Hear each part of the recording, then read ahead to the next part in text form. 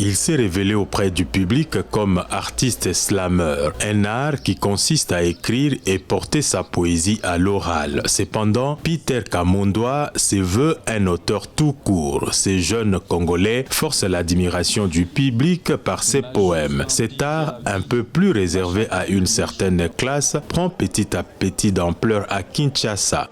Je suis aussi dans la démarche de messages panafricains parce que je considère, en tout cas j'inscris mon travail dans la continuité de ceux qui ont travaillé pour l'émancipation de l'intellect noir, et mon travail est un travail sur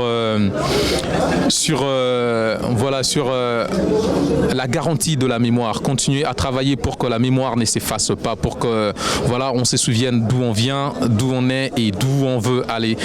En 2016, il a sorti son premier album intitulé Étiqué, qui veut dire orphelin, et s'en suivront d'autres comme La vie est cool, Terre d'accueil, pour ne citer que ceux-là. Plusieurs stations de radio dans la capitale reprennent ces réalisations qui abordent les grandes questions de la société. J'ai grandi sans père, verrai-je mes gosses grandir. La mort s'insinue en moi, et pourtant je ne suis pas prête à partir. Ma chair est toute verte, j'ai encore 2 ou 3 choses à maudire.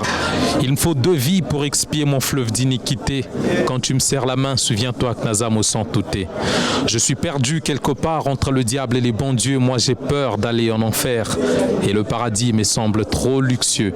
D'un coup ma coupe déborde des coulpes, attendant le coup qui me fera tomber.